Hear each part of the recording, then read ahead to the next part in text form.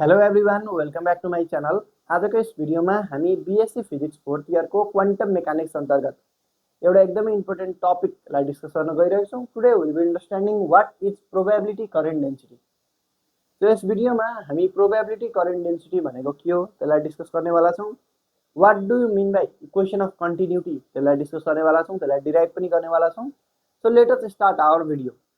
अब यो probability current डेन्सिटीलाई बुझ्नुभन्दा अगाडि हामी के गर्छौँ भन्दाखेरि what do you mean by equation of continuity in case of electric current त्यसलाई चाहिँ डिस्कस गर्छौँ। सुरुमा हामी के कन्सिडर गर्छौँ भन्दाखेरि एउटा there is a flow of charge in a small portion of a conductor and in that case we will try to find the equation of continuity.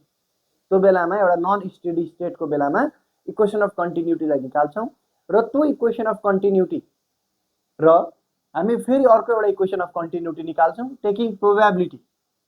सुरुमा हामी चार्जेसलाई लिन्छौँ हैन, म तपाईलाई बुझाउँछु, र दोस्रोचोटि प्रोबेबिलिटीलाई लिएर इक्वेसन अफ कन्टिन्युटीलाई डेभलप गर्छौँ and will try to understand what is probability current density from there. So मैले यहाँनिर के गरेँ भन्दाखेरि मानिलिउँ हामीसँग एउटा वायर छ, एउटा वायरको मैले एउटा सानो भाग यहाँनिर म लिँदैछु। हामीसँग एउटा ठुलो लामो खालको वायर थियो होला, यहाँनिर मैले एउटा वायरको एकदमै सानो भाग, एकदमै इन्फाइनाइट सिमल भाग यहाँनिर लिँदैछु जसको लेन्थ चाहिँ डिएक्स छ।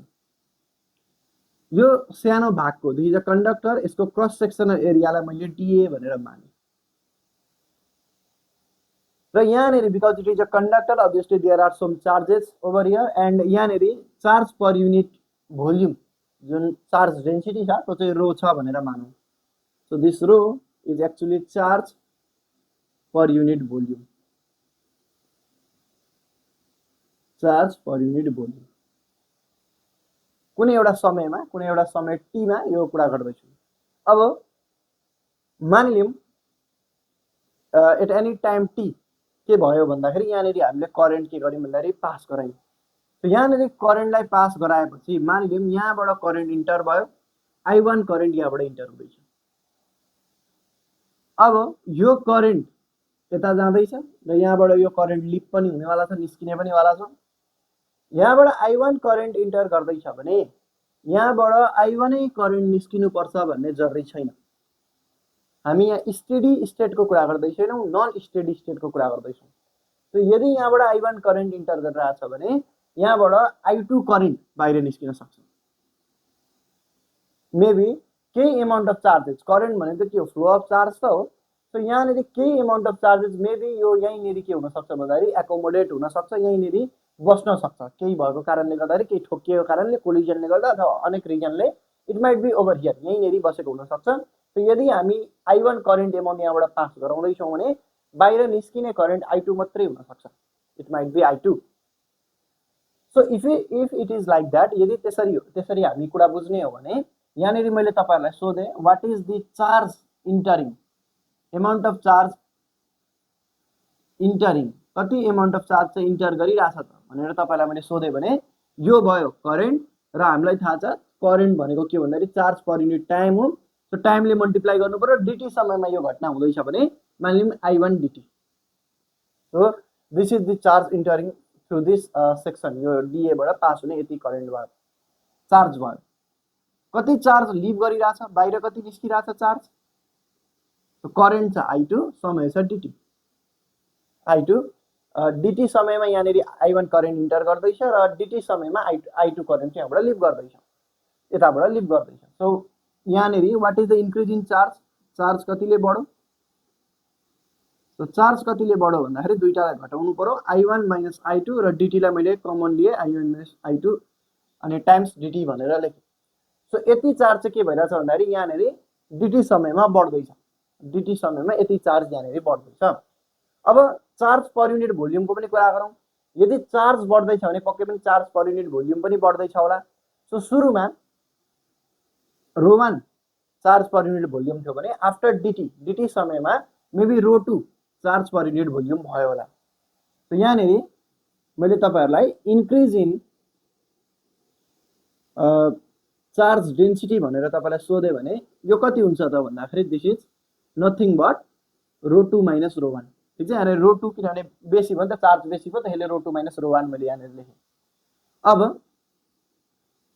सो यदि यतिले चार्ज डेन्सिटी इन्क्रिज हुन्छ भने what is the increase in charge भनेर मैले तपाईलाई सोधे भने in terms of charge density भने यो भयो charge density the charge per unit volume ठीक छ र अब यो भोल्युमलाई यता ल्यायो भने के दिन्छ त्यसले चार्ज दिन्छ सो यसलाई मैले भोल्युमले मल्टिप्लाई गर्नु पर्यो त यहाँ नि यसको भोल्युम कति छ यो सिलिन्ड्रिकल पाइपको भोल्युम कति छ भन्दाखेरि यो एरिया छ डीए लेन्थ छ डीएक्स सो रो टाइम्स डीए इन्टु डीएक्स गर्नु पर्यो हैन यो चार्ज पर युनिट भोल्युम यो भयो भोल्युम भोल्युम र भोल्युम काट्यो चार्ज मात्रै बाँकी रह्यो यो चार्ज भयो सो यो पनि इन्क्रिज इन चार्ज यो पनि इन्क्रिज इन चार्ज यो दुईटालाई मैले इक्वेट गरे so I1 minus I2 times dt equal to rho 2 minus rho 1 times dA dx dA dx लाई यता ल्याए dt लाई मैले उता पठाइदिए और I1 minus I2 divided by dA dx equal to rho 2 minus rho 1 dt भनेर यसलाई यसरी लेख्न पाइयो अब यहाँ I1 minus I2 चाहिँ यहाँ रो 2 minus रो 1 छ सो यसलाई के गरौँ भन्दाखेरि I1 minus I2 लाई पनि चेन्ज गरौँ यसलाई यतापट्टि मैले I2 minus I1 भनेर लेखे dA dx र यहाँनिर जुन माइनस छ यसलाई मैले यतापट्टि लेखे रो 2 minus रो 1 dt भनेर यसलाई मैले यसरी लेखे अब यहाँनिर हेरौँ यसलाई मैले यतापट्टिको लागि सुरुमा लेख्ने भने यो कति हुन्छ भन्दाखेरि change in rho per unit time so त्यो भएको कारणले यसलाई मैले del rho by del t भनेर लेखे इक्वल टू माइनस यहाँनिर मैले के लेख्न पाएँ भन्दाखेरि this is what this is actually del I by del A times del x यो यसरी भयो फर्दर यसलाई लेख्नु पर्दाखेरि हामीले के लेख्न पायौँ भन्दाखेरि del rho by del T equal to minus यहाँनिर हेर्नु त current per unit area current per unit area भनेको त के हो करेन्ट डेन्सिटी हो त्यो भएर यसलाई मैले डेल जे भनेर लेखेँ del J divided by del x को डेल एक्स भयो this is our equation and this is in 1D यो 1D मा हो यसलाई हामी इक्वेसन अफ कन्टिन्युटी भन्ने गर्छौँ 3D मा यही कुरा लेख्नु पर्यो भने कसरी लेख्न सकिन्छ भन्दाखेरि del rho by del T equal to minus divergence of J भनेर लेख्न सकिन्छ जे मा भेक्टर साइन दिँदा भयो यो this is called the equation of continuity यहाँनिर यदि हामी हेर्छौँ भने यो रो भनेको के थियो if you remember this rho is what this is charge density यो रो भनेको चार्ज डेन्सिटी थियो अनि यो जे भनेको के आइदियो भन्दाखेरि this is what this is current density र करेन्ट भनेको के हो भन्दाखेरि फ्लो अफ चार्ज हो सो यहाँनिर चार्ज डेन्सिटी छ यहाँनिर फ्लो अफ चार्जको डेन्सिटी छ कुरा बुझौँ है यहाँनिर चार्जको डेन्सिटी छ यहाँनिर फ्लो अफ चार्जको डेन्सिटी छ चार्ज अब यो इक्वेसनलाई मैले यस्तै equation whether I can find in case of quantum मेकानिक्समा मैले यो निकाल्न सक्छु सक्दिनँ त्यो त हामी डिस्कस गरौँ यसलाई मैले टपमा लेखेँ अहिले मैले यहाँनिर यसलाई लेखेँ del rho by del T equal to minus divergence of current density भनेर यहाँनिर मैले लेखेँ अब म यो कुरा सबै मेटाइदिन्छु यो यति मात्रै खोजेको हो this is equation of continuity यो रो मैले फेरि भने this is what this is the charge density यो चार्ज डेन्सिटी हो र जे भनेको के हो भन्दाखेरि दिस इज करेन्ट डेन्सिटी यो हामीले बुझ्यौँ अब क्वान्टम मेकानिक्समा हामी जाउँ क्वान्टम मेकानिक्समा कुनै पनि एउटा पार्टिकललाई we represent it by psi X अथवा psi X comma T this is the wave function of that particle यसले के गर्छ भन्दाखेरि every information of that particle बोकिरहेको हुन्छ र यसमा मैले मोडुलस स्क्वायर गरिदिएँ भने यसले के दिन्छ भन्दाखेरि this will give the probability of finding that particle in position x at time t यो हामीलाई थाहा छ यो जुन प्रोबेबिलिटी छ this is a probability density actually यो प्रोबेबिलिटी डेन्सिटी भयो यसलाई इन्टिग्रेट गऱ्यौँ भने हैन मानिलिउँ विथ रेस्पेक्ट टु डीएक्स गऱ्यौँ भने एक्सदेखि लिएर एक्स प्लस डीएक्स यो रेन्जमा प्रोबेबिलिटी निस्किने गर्छ सो यो भनेको चाहिँ एक्चुअली प्रोबेबिलिटी डेन्सिटी हो यसलाई मैले रो भनेर लेखेँ अरे सपोज सो यो रो भनेको एक्चुअली के हो दिस इज प्रोबेबिलिटी डेन्सिटी हो र यसलाई हामीले यसरी डिफाइन गरेको छौँ यसलाई यसरी लेख्दा पनि हुन्छ साई स्टार साई भनेर लेख्न पनि सकिन्छ यहाँनिर पनि रो थियो र रोलाई हामीले टाइमको रेस्पेक्टमा डेरिभेटिभ गरेको छौँ यहाँनिर पनि रो छ यसलाई पनि हामीले टाइमको रेस्पेक्टमा डेरिभेटिभ गरौँ सो यहाँनिर del rho by del t निकाल्ने कोसिस गरौँ त्यो भनेको यसलाई किनभने यो पनि यो यसैको त कम्प्लेक्स हो त्यो दुईटै टाइम डिपेन्डेन्ट हो त्यो भएको कारणले गर्दाखेरि के गरौँ भन्दाखेरि प्रोडक्ट रुल ल्याएर यसलाई डेरिभेटिभ गरौँ सुरुमा मैले साई स्टारलाई अगाडि लेखेँ del psi by del T plus psi del psi star by del T आउँछ। यसलाई यसरी हामीले लेख्न सक्छौँ। यसलाई मैले इक्वेसन नम्बर 1 भनेर भन्छु। अब हाम्रो काम के भयो भन्दाखेरि यो psi del psi by del t निकाल्ने अनि del psi star by del t निकाल्ने काम भयो। साई टीमा डिपेन्ड गर्दैछ, त्यो भएको कारणले गर्दाखेरि हामी time dependent Schrodinger wave equation use गर्छौँ। सो युजिङ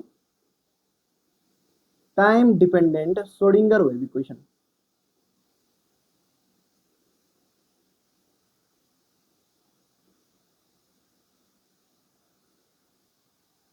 त्यो हामीलाई थाहा छ I H cut del psi by del T equal to minus H cut square divide by 2m del square psi by del x square plus V X यही हुन्छ।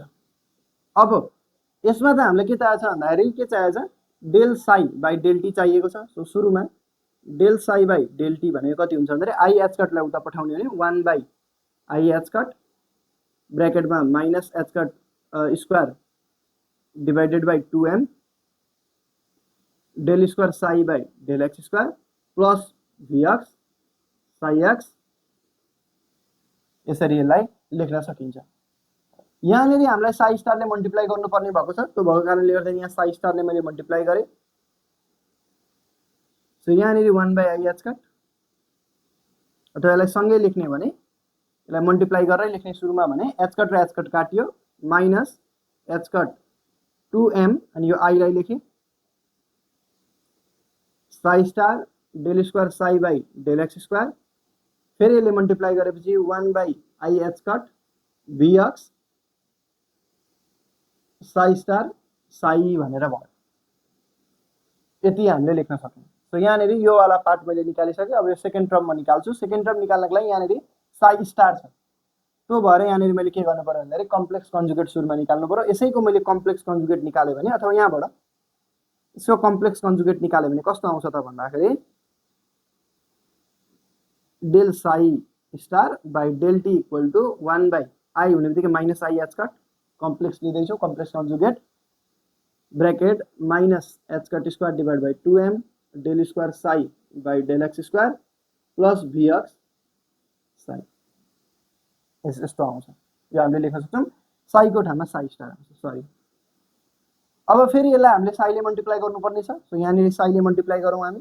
Sai del psi star by del T equal to 1 by minus I H cut, अथवा multiply गरौँ। यहाँनिर पनि हामीले multiply नै गरेको छौँ। सो त्यो भएर यहाँनिर मल्टिप्लाई गरौँ। सो यहाँनिर माइनस माइनस प्लस भयो, एच कट स्क्वायर र एच काटियो, सो एच कट मात्रै बाँकी रह्यो। 2im psi del square psi star by del x square, फेरि यहाँनिर यो आयो भित्र भयो माइनस सुरुमा 1 by I H cut V X psi psi star, यति बाँकी रहने भयो। सो यो एउटा टर्म भयो, यहाँ भएको एउटा टर्म र यहाँ भएको अर्को टर्म भनेको यहाँनिर छ। सो इक्वेसन 1 लाई अब युज गर्ने भने नाउ इक्वेसन 1 कस्तो हुन्छ भन्दाखेरि equation 1 becomes del rho by del T equal to, यो दुईटालाई जोडी हेरौँ ल, यसलाई र यसलाई जोडौँ। यो र यो हेर्ने भने यो र यो त काटिँदैन, यो र यो चाहिँ ठ्याक्कै काटिने भयो, किनभने 1 by I H cut V X psi star psi छ। यहाँनिर पनि त्यही हो, यो जसरी लेख्यो भने यसको मतलब के साई स्क्वायरै हो। सो त्यो भएर यो दुईटा काटियो। सो यो र यो काटिने रहेछ, मैले डाइरेक्ट गरेँ। यो दुईटाबाट चाहिँ के हुने रहेछ भन्दाखेरि माइनस एच कट 2mi, यो चाहिँ कमन आउने रहेछ। यसलाई मैले कमन लिने बित्तिकै माइनस एच कट 2mi लाई कमन लिए, बाँकी रह्यो यहाँनिर psi star del square psi by del x square minus, यानी यहाँ माइनस कमन लिएपछि यहाँनिर प्लसको माइनस हुने भयो, psi del square psi star by del x square बाँकी रहने भयो। यसलाई मैले यसरी लेख्न पाउँछु। यहाँसम्म आई होप तपाईँहरू कुरा बुझ्दै हुनुहुन्छ होला। फर्दर हामी जाने भने minus H cut divide by 2mi, यो भित्रपट्टिकोलाई नि म कसरी लेख्न सक्छु भन्दाखेरि डेल बाई डेल एक्स, भित्रपट्टिकोलाई psi star del psi by del x minus psi del psi star by del X भनेर लेख्न सक्छु। यो यदि तपाईँहरूले यसलाई यो भित्रपट्टिकोलाई एक्स को रेस्पेक्टमा डेरिभेटिभ गर्नुभयो भने यही आउँछ ठ्याक्कै। जम्मा जम्मी 4टा टर्म आउँछ, त्यहाँमध्ये 2टा टर्म काटिन्छ र ठ्याक्कै यही आउँछ। सो यसलाई मैले यसरी लेख्न पाउँछु। फर्दर यस्तो बनाउने हो भने, यसरी बनाउने हो भने यहाँनेरि, अथवा यसलाई मैले, किनभने यो भनेको त 1D मा कस्तो हुन्छ भन्दाखेरि del J by del T हुन्छ। यस्तो बनाउने हो भने sorry del J by del X हुन्छ। सो यहाँनेरि डेल बाई डेल एक्स त छ, माइनस पनि छ। So minus del by del X लेखिदिउँ, भित्रपट्टि यसलाई लगिदिउँ, H cut divide by 2mi psi star del psi by del x minus psi del psi star by del X हुन्छ। So यहाँनेरि पनि मैले के निकालेँ भन्दाखेरि del rho by del T निकालेँ, र यसलाई कसरी निकालेँ भन्दाखेरि same like the equation of continuity, equation of continuity जस्तो हुन्छ इलेक्ट्रिक करेन्टमा, त्यस्तै यहाँनेरि पनि मैले निकालेँ। अब यति भित्रपट्टिको भागलाई म जे भनेर लेखिदिन्छु। सो दिस इज जे, भित्रपट्टिकोलाई मैले जे भनेर लेखिदिएँ। यो जे भनेको कति आयो भन्दाखेरि h cut divided by 2mi psi star del psi by del x minus psi del psi star by del x आयो, वेयर जे बराबर चाहिँ यति आयो। अब यो जे भनेको के भन्ने, यहाँनेरि यो चार्ज डेन्सिटी थियो, यहाँनेरि यो करेन्ट डेन्सिटी हो। करेन्ट भनेको चार्जको फ्लो हो, चार्जको फ्लोको डेन्सिटी हो। यहाँनेरि यो प्रोबेबिलिटी डेन्सिटी हो, मैले अलरेडी यहाँनेरि भनिसकेको छु, यो भनेको प्रोबेबिलिटी डेन्सिटी हो। यो के हुनु पर्यो त, सो यो भनेको प्रोबेबिलिटीको फ्लोको डेन्सिटी हुनु पर्यो। दिस इज चार्ज डेन्सिटी, यो चार्जको फ्लोको डेन्सिटी करेन्ट डेन्सिटी, यो प्रोबेबिलिटी डेन्सिटी। सो यो हुनु पर्यो प्रोबेबिलिटी डेन्सिटी, प्रोबेबिलिटीको फ्लोको डेन्सिटी। सो प्रोबेबिलिटीको फ्लो भनेको के भन्दाखेरि करेन्ट भयो। So this is probability current density. यो जे भनेको के भन्दाखेरि this is probability current density. So actually यहाँनिर हामी कसरी बुझौँ भन्दाखेरि यो जुन साई छ, यसलाई यदि वेभ फङ्सनको कुरा गऱ्यौँ भने दिस इज टाइम डिपेन्डेन्ट, यो टाइममा डिपेन्ड गर्छ। So if it is time dependent भने त्यो समय अनुसार चेन्ज पनि हुनसक्छ, because it is time dependent. Now if Sai changes with time, यदि साई चाहिँ टाइम्स अनुसार चेन्ज हुन्छ भने पक्कै पनि साई स्क्वायर पनि चेन्ज हुन्छ, द्याट इज ट्रु। सो यानि कि प्रोबेबिलिटी डेन्सिटी पनि के हुन्छ भन्दाखेरि समय समयमा चेन्ज भइरहन्छ। एउटै प्लेसको probability density, probability of finding a particle in a fixed position, त्यो चेन्ज भइरहन्छ। सो त्यो चेन्ज भइरहेछ, किन चेन्ज भइरहेछ, because it is moving, the particle is moving. यही कुरा यदि हामी 3D मा लेख्ने हो भने यसलाई यसरी लेख्न सक्छौँ, minus divergence of probability current density. यसलाई इक्वेसन अफ कन्टिन्युटी भन्ने गरिन्छ। I hope this lecture is helpful to you. Thanks for watching.